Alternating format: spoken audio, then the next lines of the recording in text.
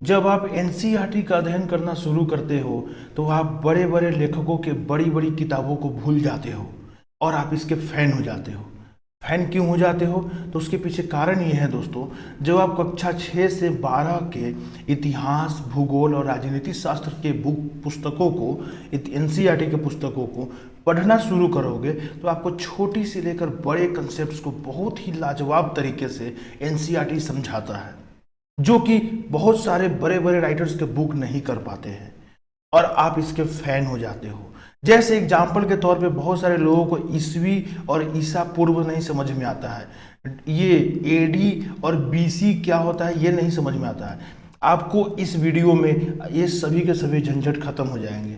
अगर आप इतिहास पढ़ते हो तो इतिहास में तिथि और तारीखों का बड़ा महत्व होता है, और अक्सर तिथि और तारीखों के बगल में ईस्वी या बीसी या बीसीई ये सब लिखा रहता है। आखिर उसका मतलब क्या है, इसको भी एनसीईआरटी बहुत बेहतर तरीके से समझाता है। इसीलिए जो भी मेरे साथी एनसीईआरटी का अध्ययन करना चाहते हैं, अध्यायवार उसका सार संग्रह पाना चाहते हैं, वो हमारे साथ जुड़ जाइए।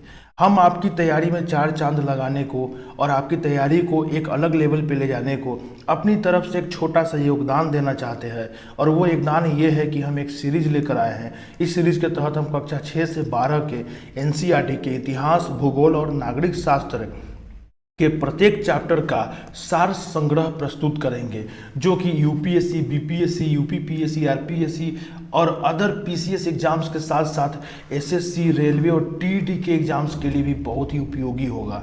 चलिए दोस्तों आगे बढ़ते हैं। हम जो भी चैप्टर्स का सार संग्रह प्रस्तुत करेंगे वो केवल एक ही वीडियो में होगा, ओनली वन वीडियो।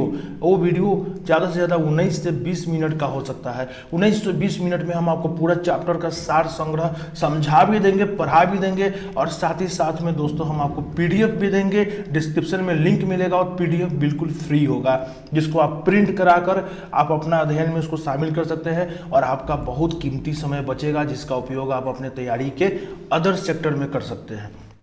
अध्याय 1 है हमारा कक्षा 6 के इतिहास का, एनसीईआरटी का, और उस अध्याय का टॉपिक है, नाम है, शीर्षक है, क्या नाम है? कब, कहां और कैसे। दोस्तों इसमें हम लोग कुछ परिचय जानेंगे, इतिहास से हमारा परिचय होगा। अभिलेख और पांडुलिपियाँ क्या होती है इसके बारे में जानेंगे।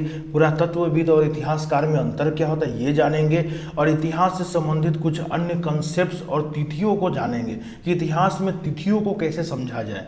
आगे आते हैं दोस्तों। सबसे पहले इस चैप्टर का एनसीईआरटी में शुरुआत ऐसे ही किया गया है, नर्मदा नदी से। नर्मदा नदी के तट पर प्राचीन काल में रहने वाले कुशल संग्राहक लोग थे। कुशल संग्राहक उन लोगों को कहा जाता है जो प्राचीन काल में खाना बदोश टाइप के लोग थे। खाने पीने की चीज़ों के लिए इधर से उधर भटकते रहते थे और खाना पीना का चीज़ जमा करते रहते थे। ये लोग कभी एक जगह नहीं टिकते थे। उसके कारण हो सकते हैं, पहला ये लोग जहाँ है वहाँ का भोजन खत्म हो गया हो, या मौसम परिवर्तन हो गया हो, या वहाँ पे जल स्रोत खत्म हो गया हो, या इससे बेहतर जगह इन्हें कहीं मिल गया हो जहाँ भोजन पर्याप्त मात्रा में हो। तो ये लोग घूमते रहते थे, एक जगह टिकते नहीं थे। इनको कुशल संग्राहक कहा जाता था। इन लोगों के बाद में फिर एक और जानकारी क्या दिया, भारत के उत्तर पश्चिम में, ये भारत है, इधर में होता है उत्तर, इधर में होता है पश्चिम। भारत के उत्तर पश्चिम मतलब इस इलाके में देखिए किरथर और सुलेमान की पहाड़ियाँ हैं। किरथर और सुलेमान की पहाड़ियों में सबसे पहला अगर कहीं गेहूं और जौ का खेती हुआ तो कहाँ हुआ जी? किरथर और सुलेमान की पहाड़ियों में। उसके आसपास के बसे क्षेत्रों में लगभग 8000 साल पहले गेहूं और जौ की खेती की शुरुआत हुई। गांवों में रहने वाले ये लोग जौ और गेहूं की खेती के साथ साथ भेड़, बकरी और गाय बैल जैसे पशुओं को भी पालते थे। मतलब कृषक के साथ साथ पशुपालक भी थे। ठीक है, आगे आते हैं। भारत के उत्तर पूर्व में गारो नाम की पहाड़ियाँ है। इधर में देखिए लगातार 3 पहाड़ियाँ हैं, गारो, जयंतिया और खासी। इसको मैं स्पेशली ज्योग्राफी में पढ़ाऊंगा अच्छे से। फिलहाल इतिहास है तो बस इसमें हमें एक परिचय दिया हुआ है। हो सकता है कहीं आने वाले चैप्टर्स में इसके बारे में बेहतर तरीके से बताया जाए। आगे, सबसे पहले चावल का उत्पादन विंध्य की पहाड़ियों में शुरुआत किया गया। विंध्य की पहाड़ियाँ भारत के मध्य में स्थित है। यहाँ पर इन्हीं पहाड़ियों के आसपास के क्षेत्र में देखिए बहुत सारी नदियाँ हैं, देख रहे हैं, नर्मदा नदी है, उसके बाद में जो है सोन नदी है, चंबल नदी है। तो यहाँ पानी का अच्छा खासा स्रोत है, और चावल की खेती में पानी अच्छे से चाहिए, इसलिए यहाँ चावल की खेती की शुरुआत हुई। और विंध्य की पहाड़ियां भारत के मध्य में स्थित है। देखिए ऐसे ही, यानी हमें क्या कर रहा है, पहले ज्योग्राफी के बारे में कुछ बता रहा है, उस जगह का ज्योग्राफिक महत्व बता रहा है, और उसके बाद उस जगह का हिस्टोरिक ज्ञान दे रहा है। एनसीईआरटी की यही खूबसूरती है। आगे देखिए क्या बोल रहा है। अब देखिए, अब बात है सिंधु नदी। सिंधु नदी से संबंधित इतिहास को जानने से पहले आपको सिंधु नदी के बारे में समझाया जा रहा है कि सिंधु एक नदी है जो कि भारत से होते हुए पाकिस्तान के रास्ते अरब सागर में गिरती है। देखिए, सिंधु एक नदी है जो कि भारत से होते हुए, देखिए ये सिंधु नदी इधर से आती है, ये देखिए भारत से होते हुए पाकिस्तान में ऐसे घुसते हुए, ऐसे सिंधु नदी जाते हुए कहाँ गिरती, अरब सागर में गिर जाती है।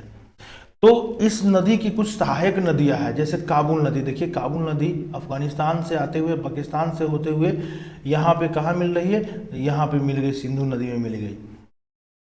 सिंधु नदी की एक और सहायक नदी कुरेम नदी। उसी तरह झेलम नदी, देखिए झेलम जम्मू कश्मीर से होते हुए इसमें मिल जाती है।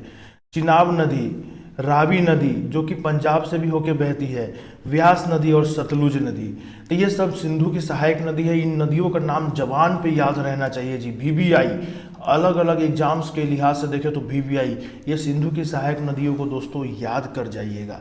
आगे चल के मैं आपके लिए एक ट्रिक वाला सेक्शन लाऊंगा, उसमें ट्रिकली सिखाऊंगा कि सिंधु नदी की सहायक नदियों का ट्रिक क्या होगा। इस वीडियो में उसको मैं नहीं बताऊंगा।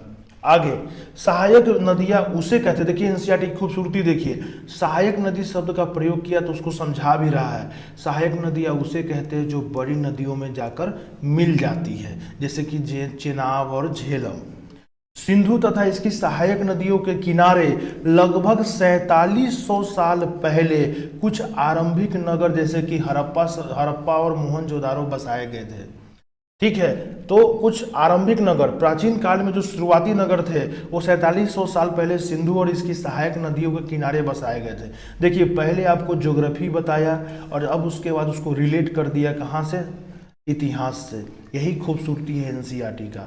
भारत दक्षिण एशिया में स्थित है। भारत किधर स्थित है, दक्षिण एशिया में। अब जैसे ही ये स्टेटमेंट आया मतलब आप समझिए दक्षिण एशिया के बारे में जानकारी आने वाला है। भारत दक्षिण एशिया में जहां स्थित है उस समय उसके अगल बगल में भारत के कुल 8 पड़ोसी है। कौन कौन, पाकिस्तान। देखिए ये पूरा का पूरा इधर में ये है पाकिस्तान, उधर में फिर यहाँ पे देखिए ये वाला जो इलाका ये रहा बांग्लादेश। देखिए ये वाला जो आप देख पा रहे हैं ये रहा नेपाल, और यहाँ रहा भूटान। ये सब के सब भारत के पड़ोसी है। ये रहा देखिए यहाँ पर श्रीलंका, और इस साइड में यहाँ पे देखिए इस साइड में ये रहा म्यांमार, और ये इधर साइड में जो बड़ा सा क्षेत्र देख रहे हैं ये रहा चीन, और इधर में हिंद महासागर में लक्षद्वीप के नीचे इस साइड में हिंद महासागर में नीचे बीच में यहाँ क्या होगा, मालदीव। तो भारत के 8 पड़ोसी है और इन पड़ोसियों के बारे में भी हमें जानकारी दे दिया गया।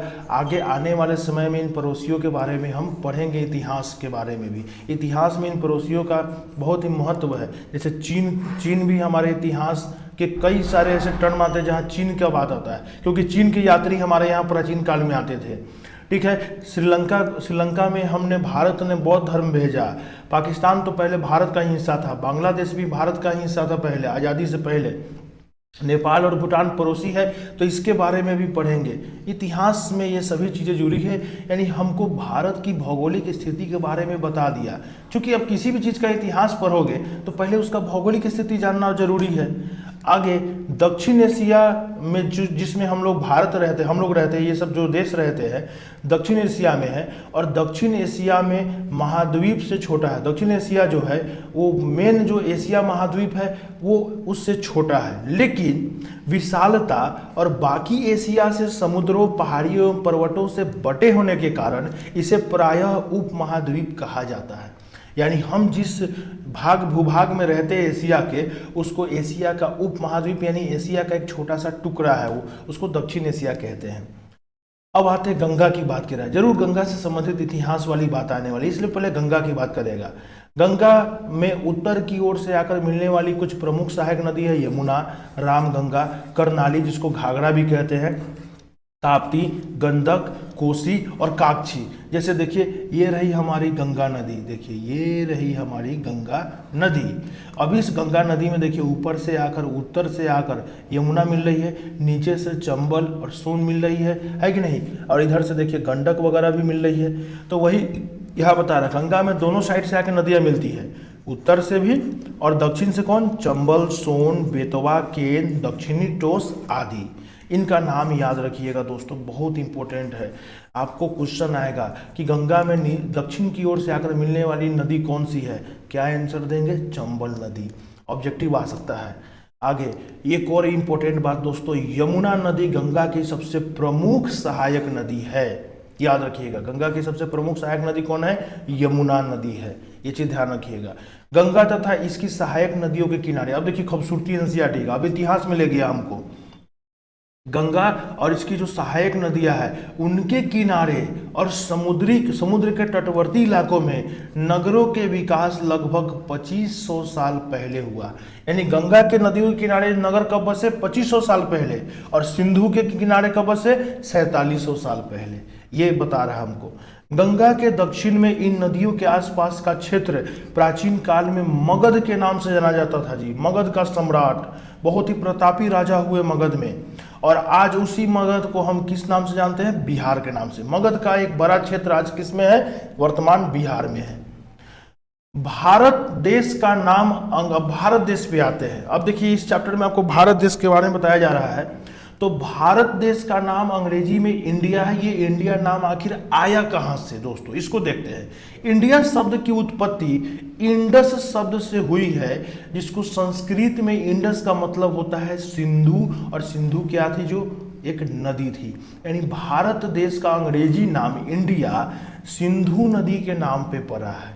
ठीक है। लगभग 2500 वर्ष पूर्व उत्तर पश्चिम की ओर से आने वाले जो ईरानी और यूनानी थे, उत्तर पश्चिम मतलब इस इलाके से आने वाले, इन देशों से आने वाले जो ईरानी और यूनानी यात्री थे, वे लोग सिंधु नदी को हिंदोस या इंदोस कहते थे। और सिंधु नदी के पूर्व में ये जो क्षेत्र है, ये जो भूमि क्षेत्र है, इसको ये लोग क्या कहते थे, इंडिया कहते थे इस क्षेत्र को। यानी इंडिया नाम इन्हीं लोगों ने दिया हमारे देश का। ठीक है। आगे भारत नाम का भी प्रयोग हमारे देश के नाम के लिए होता है। हमारे देश का बहुत सारा नाम है, जिसमें भारत नाम भी एक प्रमुख नाम है। भारत नाम का प्रयोग जो है प्राचीन काल के कुछ ग्रंथों में भी मिलता है। जैसे सबसे पहले संस्कृत की जो आरंभिक कृति है ऋग्वेद जो कि 3500 साल पुरानी है, उसमें भी ये भारत नाम का प्रयोग मिलता है। भरत नाम के एक राजा पे आए, जो कि बहुत ही प्रतापी राजा थे भारत के, उनके नाम पर पड़ा। और भारत नाम किसके लिए दिया जाता है, तो उत्तर पश्चिम में निवास करने वाले जो ये इलाके में जो लोग हैं, उनके लिए भारत शब्द का प्रयोग किया जाता था। हमें अतीत के बारे में लिखित जानकारी पांडुलिपियों से प्राप्त होती है। अब आते हैं पांडुलिपि। अब सबसे पहली बात है, हम ये इतना कॉन्फिडेंस से कैसे कह सकते हैं कि गंगा नदी के किनारे ऐसे नगर बसे थे, वहाँ के लोग ऐसे रहते थे, ऐसे पहनते थे, ऐसी भाषा थी उनकी, उनका रहन सहन, खान पान, बोलचाल इस तरह का था। इतना अच्छा से जानकारी हमारे पास आखिर आता कहाँ से है? तो देखिए सबसे पहला जो जानकारी का स्रोत है, जो हमें इतिहास के बारे में समझाता है किसी जगह के, वो स्रोत है पांडुलिपि। अब पांडुलिपि शब्द को सुनने के बाद ये मत समझिएगा कि ये किसी लिपि की बात कर रही है। नहीं जी, लिपि की बात नहीं हो रही है। पांडुलिपि भले ही शब्द का नाम है पांडुलिपि, इसका मतलब कुछ और है। क्या है मतलब? तो पांडुलिपि शब्द को अंग्रेजी में कहते हैं मैन्युस्क्रिप्ट, और मैन्युस्क्रिप्ट शब्द अंग्रेजी लैटिन में कहलाता है क्या? मेनू। यानी अंग्रेजी का मैन्युस्क्रिप्ट शब्द बना है मेनू से, और मेनू का अर्थ होता है हाथ। मतलब इसका मतलब समझते हैं क्या हुआ? इसका मतलब हुआ कि अतीत में जिन पुस्तकों या ग्रंथों को हाथ से लिखा जाता था, उन्हीं को हम लोग पांडुलिपि कहते हैं। तो पांडुलिपि का मतलब कोई लिपि नहीं है, बल्कि पांडुलिपि का मतलब है प्राचीन काल में जिन पुस्तकों या ग्रंथों को हाथ से लिखा गया, उसको हम लोग पांडुलिपि कहते हैं। पांडुलिपि प्रायः तारपत्रों या हिमालय क्षेत्र में उगने वाले भुर्ज नाम के पेड़ के छाल से विशेष तरीके से तैयार भोजपत्र पर लिखी जाती थी। तो किन किन से? तार का जो पत्ता होता है उससे, या हिमालय के क्षेत्र में उगने वाले भुर्ज नाम का पेड़ का छाल से एक खास तरह का भोजपत्र तैयार किया जाता था। और उसी पर कहानी, ग्रंथ, कविताएं, ये सब बहुत सारी बातें लिखी जाती थी। उसी को हम लोग क्या कहते हैं, पांडुलिपि। और एक पांडुलिपि का फोटो मैंने इधर दिया है, देखिए तार का ये पत्ता है, थोड़ा थोड़ा कट गया है, और इस तार के पत्ता पर कुछ बातें अपनी जिस भी लिपि में हो या भाषा में हो लिखी गई है। ये पांडुलिपि दिखने में ऐसी होती है। ये पुस्तकें कहाँ से हमें प्राप्त होती है? बेसिकली मंदिरों और प्राचीन विहारों से। प्राचीन मंदिरों और विहार, विहार मतलब जहाँ सन्यासी आकर रहा करते थे या साधु महात्मा रहा करते थे, उसको विहार कहते हैं। तो मंदिरों और विहारों से प्राप्त होती है। इन पुस्तकों में उस समय के धार्मिक मान्यताओं, व्यवहारों, राजाओं के जीवन, औषधियों, विज्ञान आदि के साथ साथ महाकाव्यों, कविताओं और नाटकों की चर्चा मिलती है। जैसे महाभारत, रामायण, वो भी इसी पांडुलिपि पर लिखे गए थे, पांडुलिपि के रूप में। औषधियों के बारे में, जैसे कि आयुर्वेद की जानकारी मिलती है, उस समय के विज्ञान की जानकारी, यानी उस समय के लोग कितने डेवलप थे, उस चीज़ की जानकारी हमको पांडुलिपि से मिलती है। कुछ पांडुलिपियाँ संस्कृत में लिखी हुई पाई गई, कुछ प्राकृत भाषा में और कुछ तमिल भाषा में। और ये जो प्राकृत भाषा है दोस्तों, इसका प्रयोग कौन करते थे? आमजन। तो आपसे क्वेश्चन आ सकता है एग्जाम में कि प्राकृत भाषा का प्रयोग करते थे कौन? आम जनता करती थी। और संस्कृत और तमिल भाषा का प्रयोग विद्वान या जो राज दरबार के जो लोग हैं वे लोग करते थे। अगली बात है, अब आते हैं, हम तो जान गए कि अतीत के बारे में पहली जानकारी का स्रोत कौन है जी? पांडुलिपि। अब दूसरी जानकारी का स्रोत कौन है? तो दूसरी जानकारी का स्रोत है दोस्तों अभिलेख। अतीत के बारे में हमें लिखित जानकारी याद रखना है। पांडुलिपि और अभिलेख हमको कैसी जानकारी देता है दोस्तों? लिखित जानकारी देता है इतिहास के बारे में। बहुत इंपॉर्टेंट बात है जी, क्वेश्चन आ सकता है कि हमें इतिहास के बारे में लिखित जानकारी कहाँ से मिलती है और किन किन स्रोत से मिलती है। तो पहला है पांडुलिपि और यहाँ दूसरा कौन है? अभिलेख। अभिलेख के माध्यम से प्राप्त होती है। अतीत के प्रभावशाली लोगों के द्वारा, अब अभिलेख को समझते हैं, अतीत में कुछ प्रभावशाली लोग हुए होंगे, जैसे कि कोई राजा हुआ होगा या कोई किसी कबीला का सरदार हुआ या कोई बहुत बड़ा व्यापारी हुआ या व्यवसायी हुआ। उन प्रभावशाली लोगों के द्वारा पत्थर अथवा धातु जैसे अपेक्षाकृत कठोर सतहों पर उत्कीर्ण करवाए गए आदेशों, कार्यों, विवरणों और युद्ध में अर्जित उपलब्धियों आदि को क्या कहते हैं? अभिलेख। यानी अभिलेख पर हमको क्या क्या जानकारी मिलता है? तो उस समय के प्रभावी लोग कुछ अपने कार्य को, उद्देश्य को, अपनी उपलब्धियों को गिनाने के लिए चुनवा देते थे, किस पे? पत्थर पे और धातु के सतह पर लिखवा देते थे। उसको हम लोग अभिलेख कहते हैं और इसको हम लोग मैन्युस्क्रिप्ट कहते हैं अंग्रेजी में। प्राचीन काल में लिखे गए विभिन्न अभिलेखों में अलग अलग लिपियों का प्रयोग हुआ है। बात सही है, उस समय के लोगों का भाषा और लिपि अलग रहा होगा। जैसे यहाँ आप देख रहे हैं एक अभिलेख का फोटो दिए हुए हैं, यहाँ देख रहे हैं वो लोग बत्तख का, चिड़ई का फोटो बना के समझाया हुआ है। तो वो लोगों के भाषा इस टाइप का था, वो लोग फोटो वोटो चित्र उत्र, वो लोग का संकेत ही अलग टाइप का था। अब इसी तरह से वो कुछ अपना बात लिखा है। अब जो भी इतिहासकार होते हैं वो इसको अगर डिकोड कर लिए तो अच्छे से समझ जाते हैं क्या लिखा हुआ है, और डिकोड नहीं कर पाए तो फिर नहीं समझ में आता है, राज का राज ही रहता है। भावनाओं और विचारों को लिखकर व्यक्त करने हेतु हम लिपि का प्रयोग करते हैं। देखिए एनसीईआरटी कैसे समझा रहा है। लिपि का मतलब होता है हम अपनी भावनाओं और विचारों को अगर लिख कर व्यक्त करते हैं तो किसी न किसी लिपि का प्रयोग करते हैं। लिपि किस चीज से बना होता है? तो वो कुछ अक्षरों और संकेतों से बना होता है। हर लिपि के कुछ अक्षर और संकेत होते हैं। जैसे देवनागरी लिपि में क, ख, ग, रोमन लिपि में क्या? ए, बी, सी, डी, ऐसा। जब हम अपनी भावनाओं और विचारों को बोलकर व्यक्त करते हैं तब हम भाषा का प्रयोग करते हैं। देखिए जब भावनाओं को लिखकर व्यक्त करते हैं तो हम लिपि का प्रयोग करते हैं, और जब बोलकर व्यक्त करते हैं तो भाषा का प्रयोग करते हैं। यूनानी और अरामेइक ऐसे ही दो प्राचीन लिपियां एवं भाषाएं हैं। देखिए लिपि और भाषा में अंतर हो सकता है। भाषा केवल हो सकता है केवल मौखिक हो, यानी जैसे भोजपुरी की बात करें, आजकल कौन ऐसा बंदा है जो भोजपुरी लिखता है? बहुत कम लोग हैं, रेयर केस में, लेकिन ज़्यादातर लोग बोलते हैं। भोजपुरी बोलने वाले लोगों की संख्या बहुत है।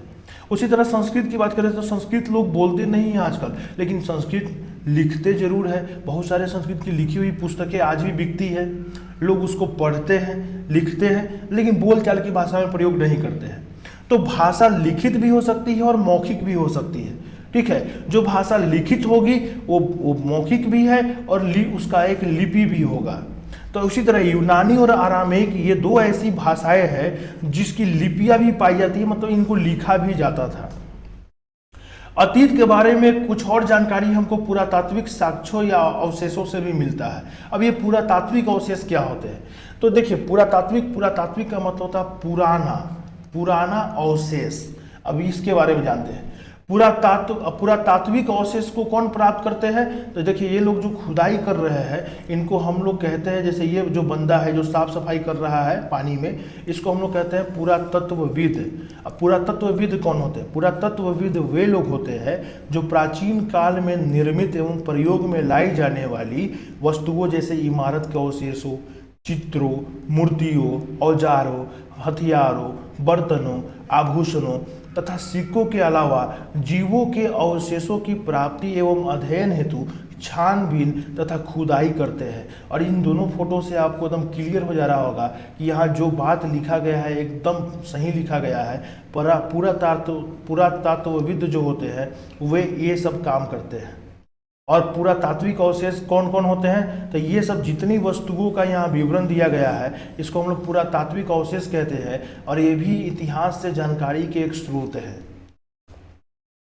अब इतिहासकार को समझते हैं। पुरातत्वविद तो समझ गए कि क्या होते हैं, तो फिर इतिहासकार कौन होते हैं? वे कौन से लोग होते हैं? तो देखिए, इतिहासकार वे लोग होते हैं जो पांडुलिपियों, अभिलेखों तथा पुरातत्व से ज्ञात जानकारियों का प्रयोग अतीत के अध्ययन के लिए करते हैं। तो पुरातत्वविद वे होते हैं जो साइट पर पहुंचते हैं, खुदाई करवाए, सामान निकाले, सामान को इकट्ठा किए और उस सामान के बारे में बताए कि ये कब कितना पुराना है और किस प्रयोग में लाया जाता है।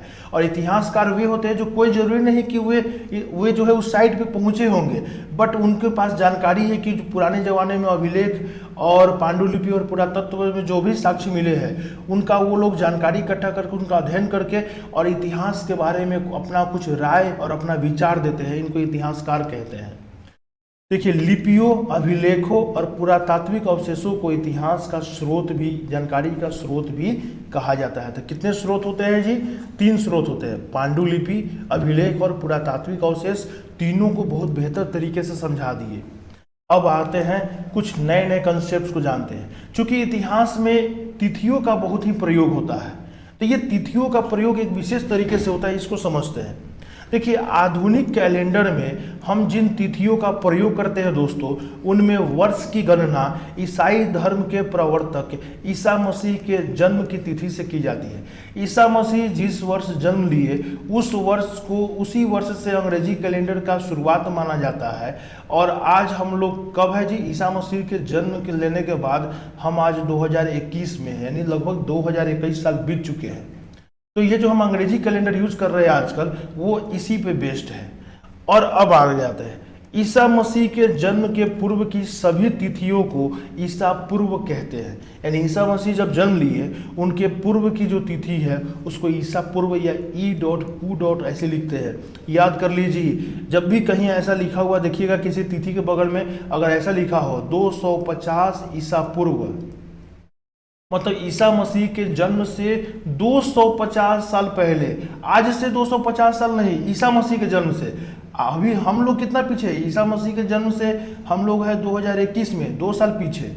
और ईसा मसीह के जन्म से भी 250 साल, यानी कि लगभग 250 साल पहले।